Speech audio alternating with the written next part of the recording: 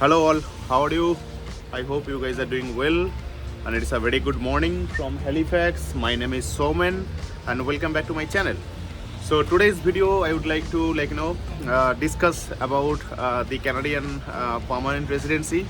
So if you guys want to move to Canada, if you are thinking to apply for Canada PR, then probably this video will be helpful for you guys because my background, I am here in Canada for almost 5 years.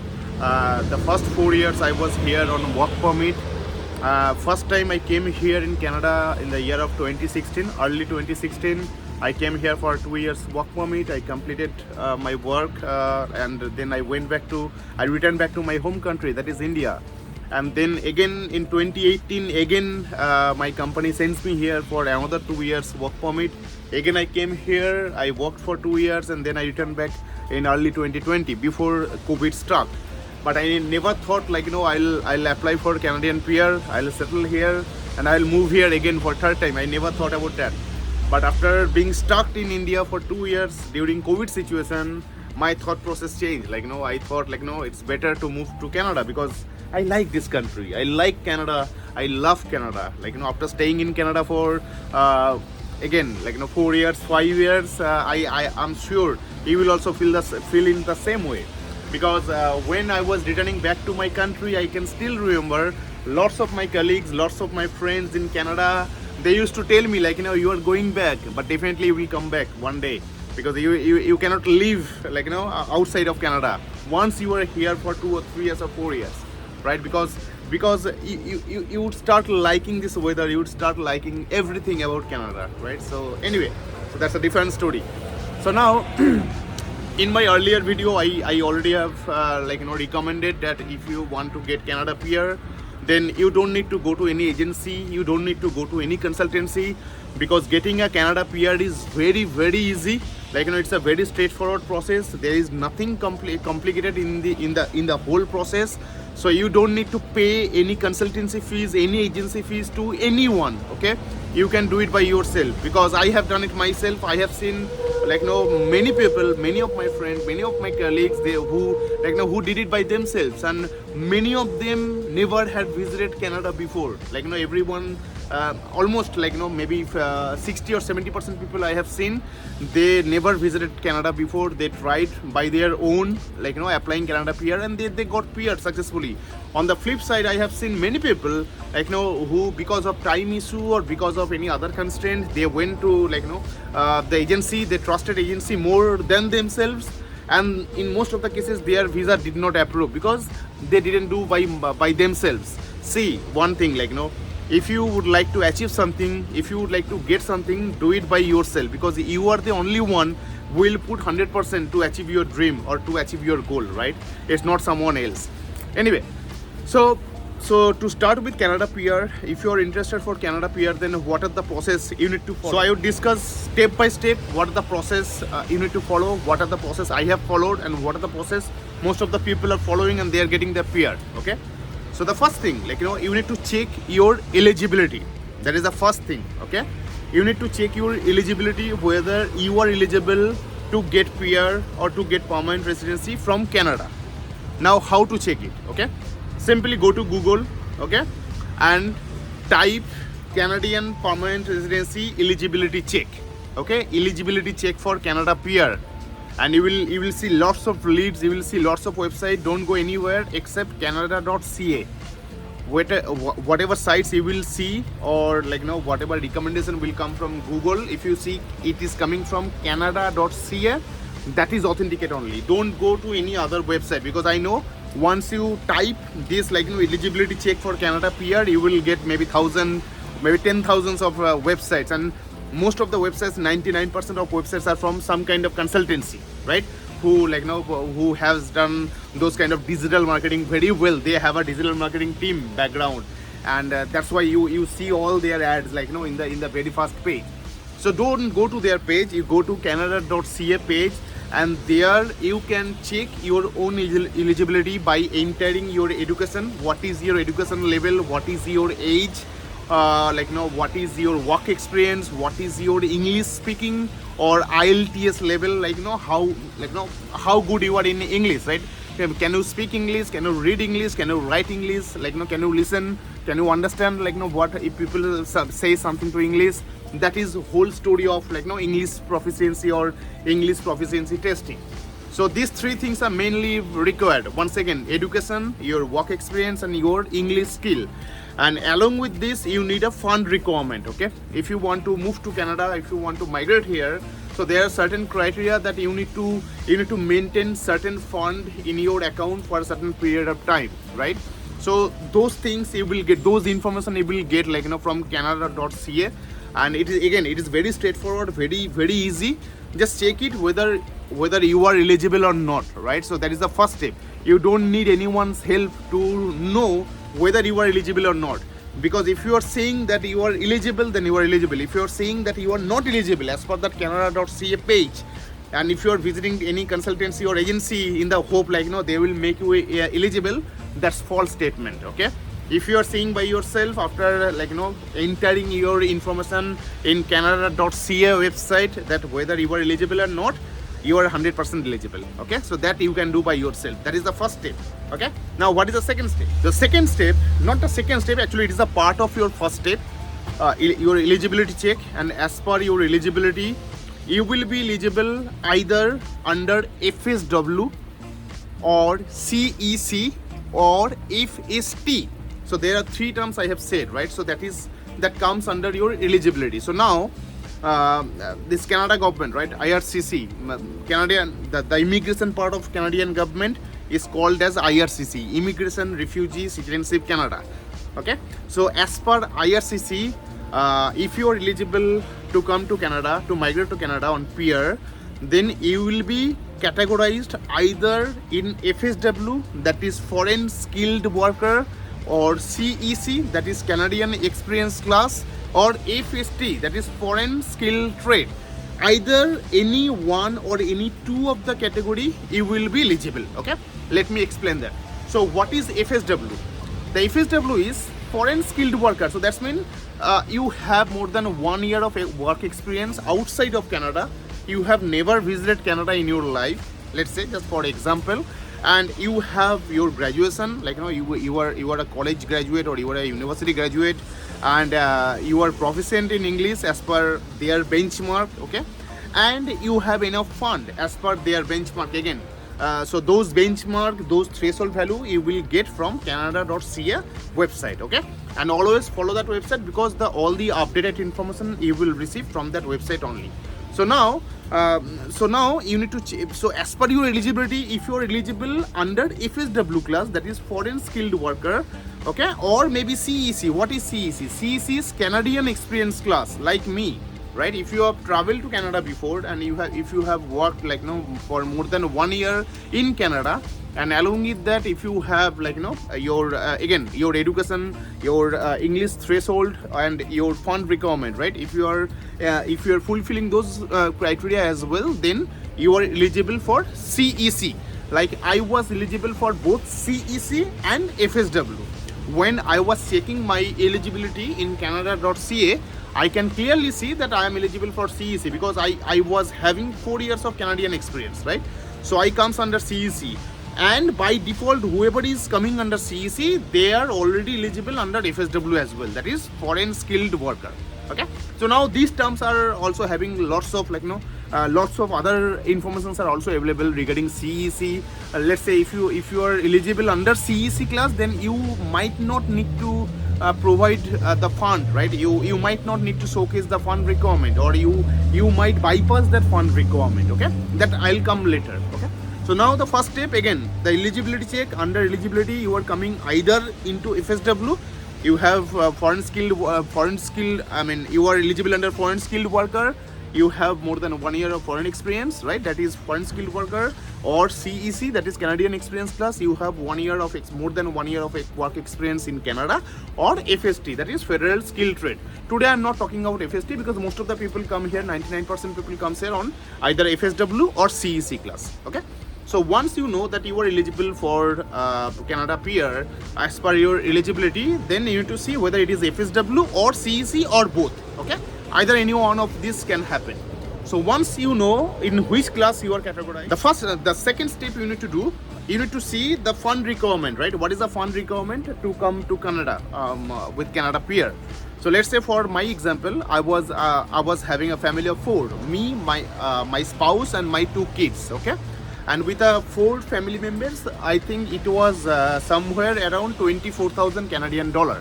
That was the benchmark set by IRCC. Okay, so that's mean I should have my own 24,000 Canadian dollar in my bank account, so that if I get eligible and tomorrow if my application gets approved by IRCC, then I should have that fund to travel to Canada and use that fund for my initial settlement. Okay, that is the purpose of your fund requirement. So 24,000 Canadian dollar, convert it into your local currency. You may be from India, Pakistan, Bangladesh, like Nigeria, in any country, right? Just convert it into your own currency and see whether that much amount, whether do you have that in your bank account or not.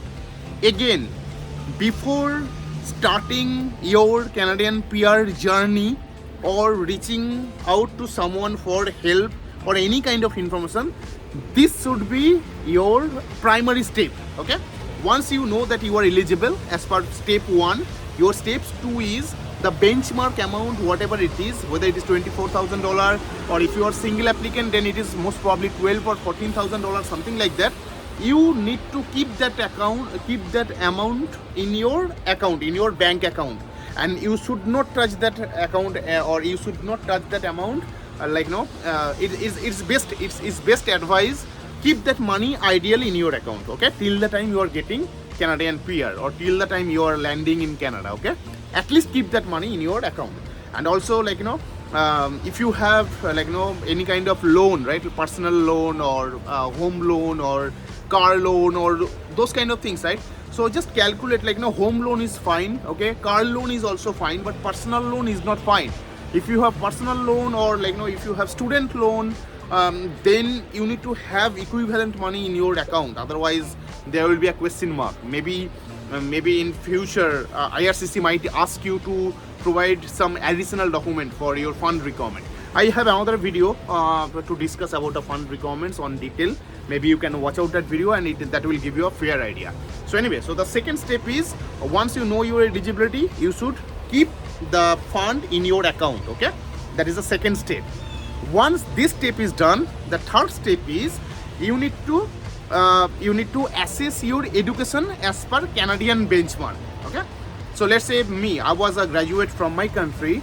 Now as per my country, I was graduate, but whether that degree, what is the equivalent degree here in Canada, that needs to be assessed. Okay, you may be you may be having master degree in your country, but that doesn't mean that same degree or same education that is having same points or same value here in Canada. Okay, so that's why that assessment needs to be done. Okay, that is whatever you have done in your country, and as per Canadian standard, what is the standard of that education? That can be higher, that can be lower. Maybe you have done your maybe a simple graduation in your country, but as per Canadian equivalency, maybe you are up here, right? You have done master degree, maybe whatever. That assessment needs to be done. So who will do that assessment?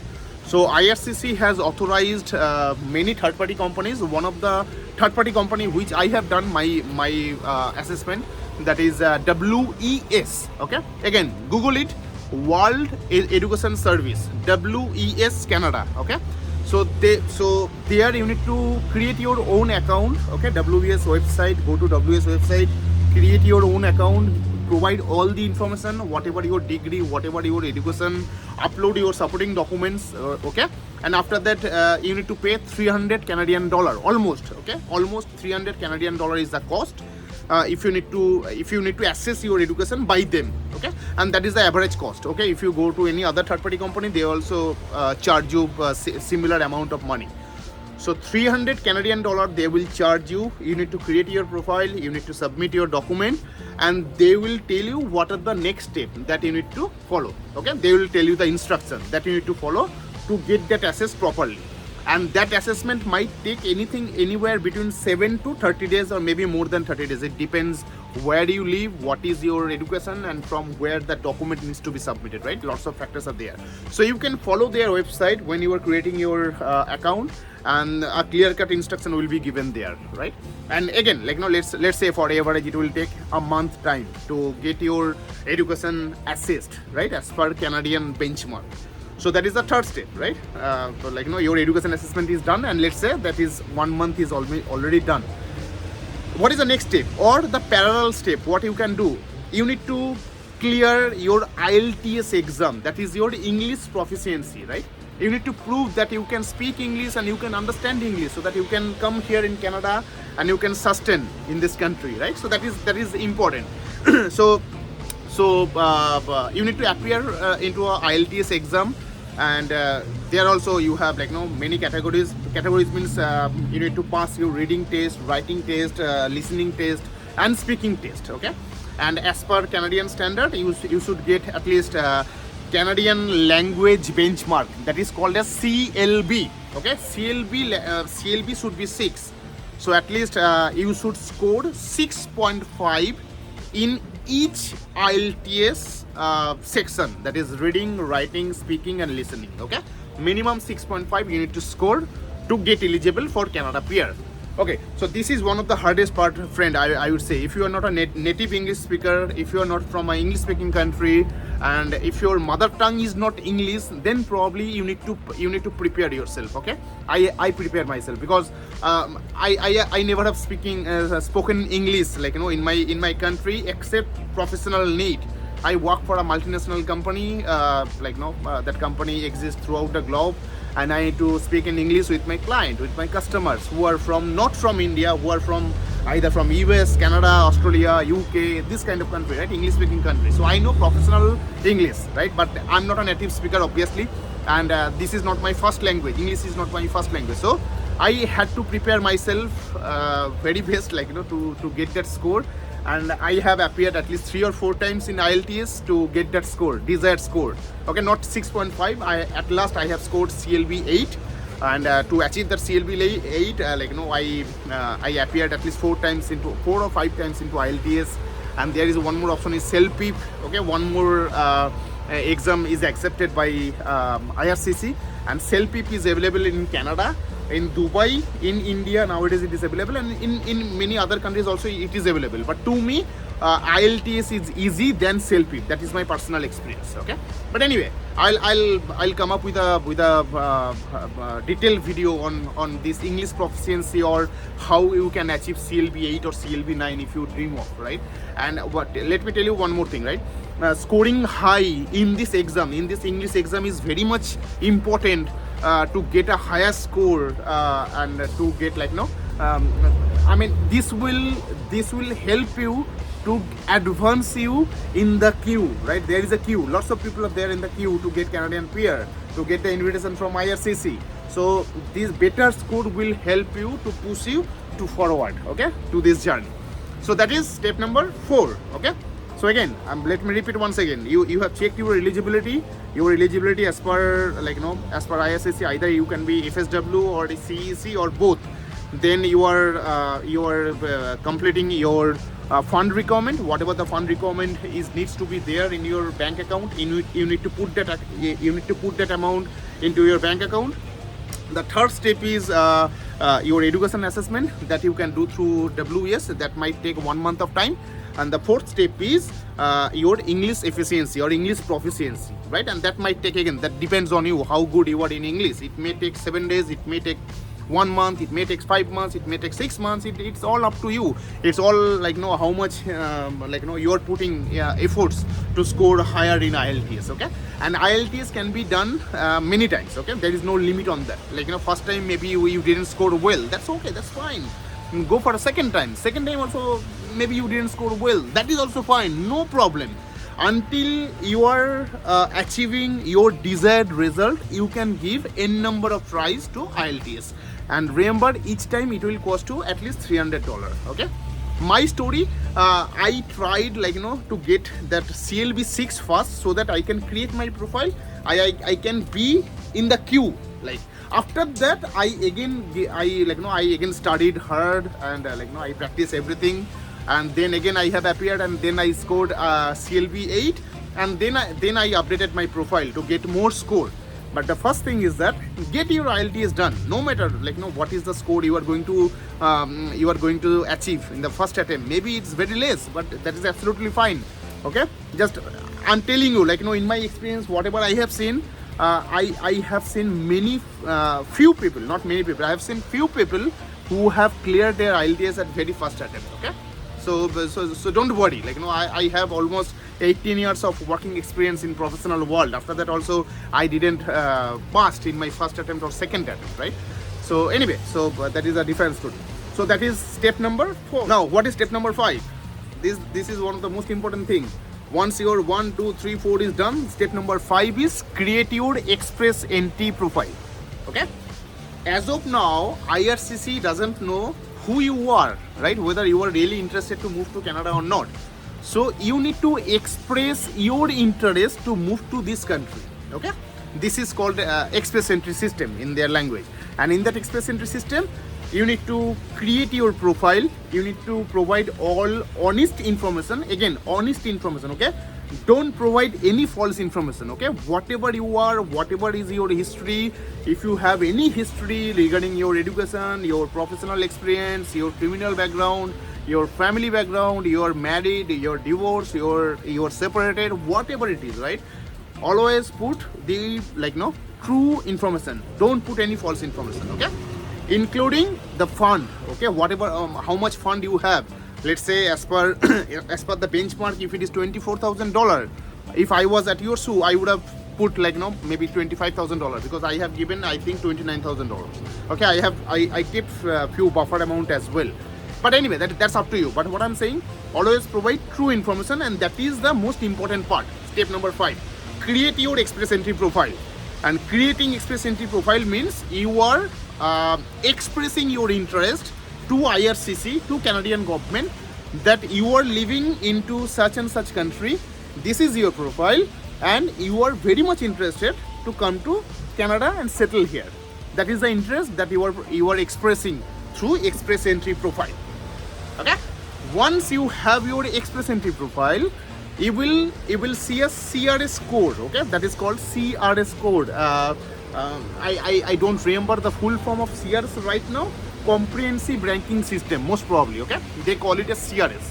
So CRS code means based on your age, your education, your professional experience, your IELTS score, your spouse factor. If you have family, then what is your spouse background, spouse education, professional experience, spouse English proficiency. Okay, based on all these factors, IRCC will calculate a score on your behalf. Okay, so there is a CRS calculator is also available in canada.ca website. Without starting your process, you can check your CRS code as well. I used to check, right? So I used to Google CRS score for Canada PR, CRS, comprehensive ranking system, CRS score for Canada PR. Google it, and there you will get the tool, okay, provided by IRCC, and there you can put your information, your age, your background, your spouse background, everything. And after that, you can see what is the score that is being calculated by that tool. So once you create your express entry profile, you will also see the same score. It may be 350, it may be 390, it may be 450, it may be 500.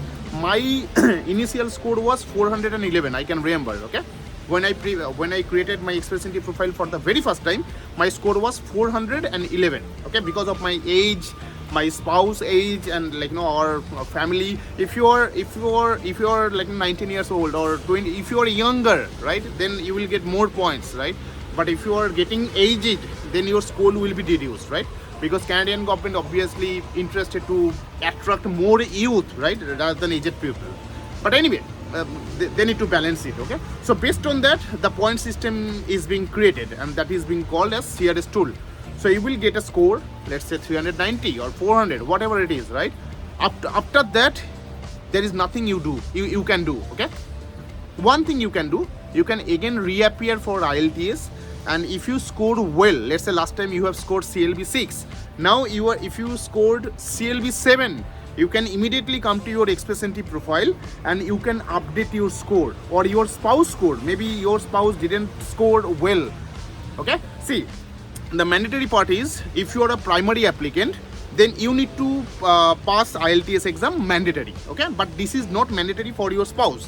Your spouse might not speak English, that is fine. Okay, but if she starts speaking English, and if she prepared herself or himself, like, you know, to appear for IELTS exam, and she or he scored maybe, like, no, CLB 6 and you have scored CLB 7, let's say, for example, you can come back to your Express Entry profile at any time and you can update your language score. Okay, you can update your language benchmark, and once you update your language benchmark, again you can submit that profile and you can see your score has been increased. And that happened exactly with me. My earlier, like, you know, when I started this process, after 4 failed attempts, on the 5th attempt I achieved CLB 6. Every time I was very bad on writing skill, I'm telling you, right? Writing, I'm not good at all, and every time I scored either 5 or 5.5, again 5, again 5.5, like that. Okay, and at very last I scored 6.5 in my writing skill. My speaking was good, my reading was good, my listening was good, but I was failing consistently in writing part. Okay, but anyway, that was my story. That can be your story too, right? So after 4 failed attempts, on the 5th attempts, when I passed the minimum requirement, that is CLB 6.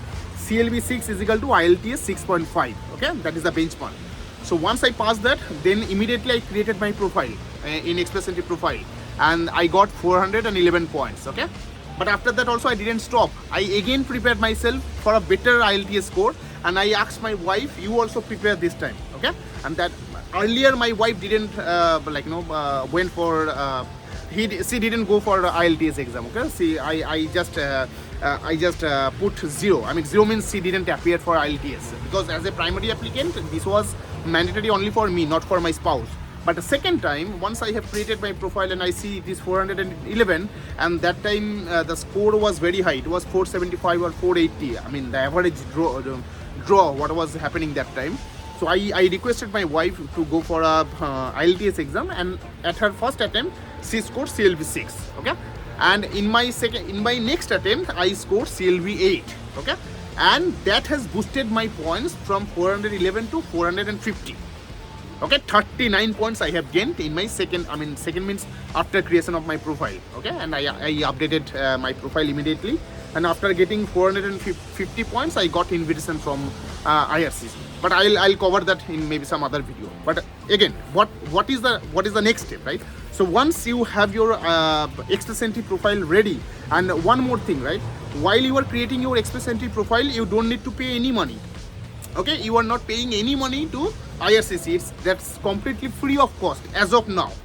As of now, you have spent only $300 for your ECA, educational credential assessment, and you have paid maybe $315 for your IELTS exam. That is the only investment you have done as of now. After that, you are creating your Express Entry profile, and you need to wait until you are getting an invitation email from IRCC to apply for Canada PR. As of now, you didn't apply for Canada PR. As of now, you just have expressed your interest to get Canadian PR in this country. I mean, you want to move to Canada. That is the interest you have expressed to IRCC, and for that you need to pass the eligibility, that is like IELTS and your education assessment. But as of now, you didn't started your PR process, or you didn't submitted anything, right? You just created your profile. So after that, you need to wait. And what happened? This federal government or IRCC, they draw. I mean, see, this whole process based on point system. Okay, how much point you are scoring, the CRS score, right? And every other week, I mean every 15 days, I guess, on Wednesday, every other Wednesday, they conduct a draw, a lottery kind of draw. Okay, not lottery, it's a threshold draw basically. And in every draw, they come up with a number, with a score, and they give invitation to those people whoever has having greater than this score. Let's say I'll give you an example. Let's say in that Express Entry queue or Express Entry website or database, as of now, let's say 100,000 people has applied. I mean, 100,000 people has expressed their interest. I mean, they have created the express profile. 100,000 people. And now, in that 100,000 people, let's say a few people are having 300 points, 350 points, 400 points, 500 points, something like that. Some few people are having 600 points. It all depends, right? So now, let's say Canadian, I mean the IRCC, they want to invite 5,000 people. Okay, let's say I'm just giving an example. They want to invite 5,000 people, so they will invite top 5,000 people. Okay, whoever having greater CRS score.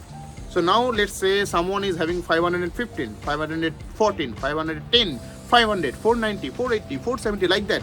So up to 5,000 people, let's say the score is coming as 460. Okay, beyond 460 it is 5,000 people. Okay, and after 460 it is rest 95,000 people. So now IRCC has given the invitation to this 5,000 people, whoever is having greater than 460 CRS score. You didn't get that, right? Because let's say you are having only 390 CRS score. So then you need to wait for the next draw.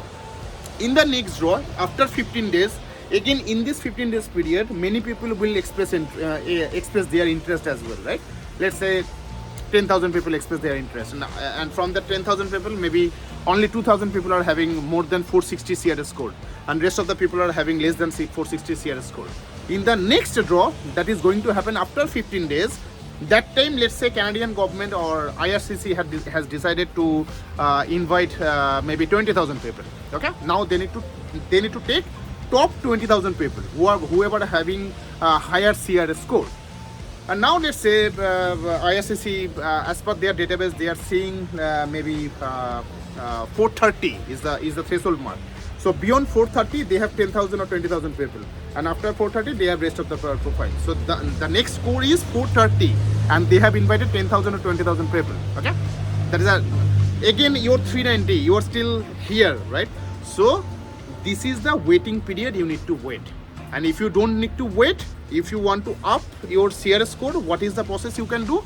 You can improve your English proficiency. Again, you can go for IELTS exam. You can get a better score, and you can come up like this, like this, like this, like this, like this. Okay, I did it with myself. My initial point was 411, and after our next attempt in IELTS with me and my spouse, we have scored well, and we reached to 450 points. Okay, and after that we got the invitation. But anyway, so this is the overall high level process. Okay, how the step by step process. Okay, I have step. Again, just to recap, the step 1 is your eligibility check. You can be eligible either in FSW, CEC or FST, and you can Google it through, and you can go to canada.ca website. Okay, and also you can check what is your CRS score. The second step is fund requirement. You need to keep that fund, whatever the fund is required for your family to come to Canada. You need to keep that amount in your bank account. The third step is get your ECA done, educational credential assessment, through WS probably you can do. Okay, education assessment. The fourth step is IELTS exam. You need to pass your IELTS exam to show that English proficiency. The fifth step is express profile creation. This 5 steps you need to do. Okay, and for this 5 steps, you don't need to pay anyone anything. Okay, you don't need to go to any agency, any consultancy, because even if you are going to consultancy, even if you are going to agency, or if you are going to any immigration lawyer, not lawyer, consultant basically. So they will ask you to do the exact same thing, and all these things you need to do by yourself. They will not do on your behalf. You need to pass your IELTS. You need to do your ECA. You need to check whether you are eligible or not. That they can also check, but you can also check. And you need to gather the amount of money, right? The fund requirement. That is your job. That is not your consultant job. So out of this 5, 4 you need to do. Only the express entry profile creation, that they will do. If you are paying a lump sum amount to some consultancy, I don't think you need to pay a certain amount to any consultancy only for this step. This is also very easy, right? Creation of your express entry profile. So this is again the high level idea, and this is the process, step by step process to apply for Canada PR. And after that, what will happen? So after you create your profile, you got your CRS score, you need to wait in the queue. And now 2 things can happen, either 2 things. Okay, the first thing, well and good, IRCC can give you a direct invitation in your email that, hey, I got your profile and you are eligible to apply under certain category, either FSW or CEC, to apply for Canada PR. You are welcome to apply, and you have 30 days or 90 days of time to submit your document. Okay, and then you can submit your document and you can submit your fees. This time you need to pay your fees, okay, the PR fees. What is that? $1,000 per, like, per adult. I'm just giving a rough estimate, okay, how much you need to pay. If you are getting invitation from IRCC, that means your profile is confirmed, you have been accepted, and now you just need to prove that whatever information you have given while creating the Express Entry profile, all those informations are genuine. That you need to prove by providing the documents to IRCC, okay, and everything is soft copy. You don't need to courier, or you don't need to post anything, any hard copy, okay. So that is the final step basically, and then you need to pay that PR fees, okay, the actual amount to, not actual, that fund requirement, okay, that is different. Fund requirement, the 24,000 Canadian dollar, you will keep it with yourself. That money is for your settlement. When you are coming to Canada, that money you can use for your settlement. But when you are applying for Canada PR and you got the invitation from IRCC, you need to pay that fees, admin fees or whatever fees are there, right? And how much it is? It is 1,000 Canadian dollar per adult. So for me, it was, for me, my spouse and my 2 kids. For me, it was $1,000, my spouse $1,000, and my kids $500 each. So I have paid approximately $3,000 while I submitted my profile. Submitted my profile means submitted my documents, okay? My work experience, my ECA, my IELTS result, my education, etc., whatever is needed, my passport, my marriage certificate, my kids' birth certificate, everything, right? Everything I have provided, and that time only I have paid $3,000 because I was having 4 family members. If you are applying alone, then it is 1,000 Canadian dollar. If you are applying husband and wife, or spouse, or boyfriend, girlfriend, whatever, that is 2,000 Canadian dollar. And for each kids, it is $500. Okay, that is the whole procedure, friend. So this is the first case. Okay, your IRCC can invite you to apply for Canadian PR directly. This is first step. The second step can happen. Maybe you are not getting invitation from IRCC, but you can get invitation from individual provinces. That is called PNP, Provincial Nomination Program. So again, I'll go back to eligibility, right? In the eligibility section, I have said you are eligible either within FSW or CEC. Now within that FSW and CEC, you can be eligible for PNP as well. PNP means Provincial Nomination Program. Okay, so Canada has many provinces, right, or many states. Let's say Ontario is a province, Saskatchewan is a province, Nova Scotia, right now where I'm staying, Nova Scotia is a province, Quebec is a province, Alberta is a province, British Columbia is a province, Manitoba is a province. So there are many provinces are there. Okay, and those provinces what they does, so they basically conduct a survey, right? What kind of skill they need into their province. Let's say Nova Scotia need truck driver. Okay, in this province there is a shortage of truck drivers. So what Nova Scotia, the province will do, the province will look up into Express Entry database where you have expressed your interest to come to Canada.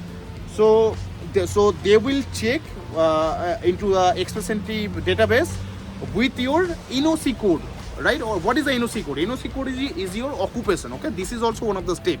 Maybe I forgot to tell you. So you may know, right? You need to find your occupation, right? Under which occupation you falls under. I'm an IT guy, right? I'm under NOC A, and I have a certain NOC code, right? Someone falls under NOC B, maybe truck driver or plumbers or technician or electrician, whatever, many. So all the professions has their own NOC code and a unique digit associated with it. Okay, and that is for database lookup. So when provinces are looking up for truck driver, they can give that appropriate NOC and that unique number to filter out only the truck drivers out of that 100,000 people. Now let's say in the database, in that Express Entry database, they have 100,000 profile, and out of that 100,000 profile, maybe only 2,000 are truck driver. Okay. Now this province needs maybe 800 truck drivers. So they will invite top 800 truck drivers from the Express Entry profile. So that is called Provincial Nomination Program. Okay, and I'm just giving an example for truck driver. It can be happen with anything, right? I also got an invitation from Nova Scotia province, and I got it for IT graduate or IT engineer or IT professional. Okay. So once you get invitation from, so basically you will receive an email, a similar email like IRCC. and this time you will receive an email from the province directly, like we have accepted your profile, and you are more than welcome to apply to our province. Okay, and they will give you certain instruction what are the documents they need. Almost same documents whatever you need to submit to IRCC, the same kind of documents you need to provide to province first. Okay, few provinces are free and few provinces charges money. Let's say Nova Scotia is free. If you are applying for Nova Scotia provincial program, that is free of cost, or Prince Edward Island, that is also free of cost. But few provinces, let's say Ontario or other provinces, they charge a nominal amount. Let's say $400 or $500 or $1,000 or $1,400, something like that, right? So when you get an email, when you receive an email to apply for provincial program, you will get all the instructions. So that is the second thing can happen to you. Okay, so after creation of Express Entry profile, you just need to wait. Either you will get an invitation from provinces or you will get an invitation from IRCC. If you get an invitation from IRCC, this is well and good. That is the final step. You can submit your document, you can pay your fees, and within 6 months or 7 months or whatever the timeline, you will get your PR if everything is good. If you are getting invitation from provinces, then you need to submit the same thing, same documents to provinces. Once province verify those documents and they are happy with your document, they will provide you 600 CRS point. Okay, now what is this? Now let's say the province of Nova Scotia wants you to move here, so Nova Scotia will give you a provincial certificate in your email, in your account. Additionally, Nova Scotia province will add 600 bonus points to your CRS score. Now remember, your CRS score was 390. Okay, now this province has given you 600. They have that authority, so they have given you 600 points. So next day when you log into your Express Entry profile, you will see your score has been increased to from 390 to 990. 600 plus 390. So that's mean after 15 days, whenever the next draw happen, maybe that happened for 450 or 500 or whatever, definitely you are going to get a second invitation from IRCC. This is only for provincial cases, I'm telling you. So now IRCC will invite you to apply under either FSW or CEC, and that is tied with PNP. So you can be a PNP CEC candidate or you can be a PNP FSW candidate. Okay, and IRCC will send you that email that you submit your document. Now that final step, you need to submit your document, you need to pay whatever fees are applicable, and then after that you need to wait for 6 months, probably 6 months or 7 months, whatever the timeline is. And once all the documents are verified, all the documents are genuine, you will be getting your PR. You will be getting a confirmation mail that is called confirmation of PR. You will get a confirmation of PR in your email. Sorry, someone is, I don't know how they're driving. So you will get your COPR in email, and after that you can plan your travel to Canada. Right? You can travel here, then you can get your PR card. So that's a separate process. But again, this is a high level process. I try to give provide with explanation how you can apply for Canada PR, and step 1, step 2, step 3, step 4, step 5, right? So these things you can apply step by step. You can improve your English, and you can simply wait. I used to wait. During COVID time, I applied for my Canada PR, and I still can remember every night, in between my sleep, I always used to check my emails, whether I have received any invitation from IRCC or whether I have received any invitation from any provinces. And luckily I got an invitation from Nova Scotia. Today I'm here. Okay, so this was a small explanation how you apply for Canadian PR. Again, my advice: don't pay any money to any consultancy, don't pay any money to any immigration consultant or anyone. You don't need anyone's help to get Canadian PR. It's the most easiest immigration system in the world, I would say. It's the most easiest immigration system in the world. You just need to know where and how you can start your process. Okay, and this video hopefully will give you enough idea, will give you the leads, will give you the website where you need to go, where you need to create your website, where you need to create your profile, and you can proceed with your Canada PR journey. Anyway, so that's it for today. If you guys still have any question on Canadian PR, how to apply Canada PR, you can ask me.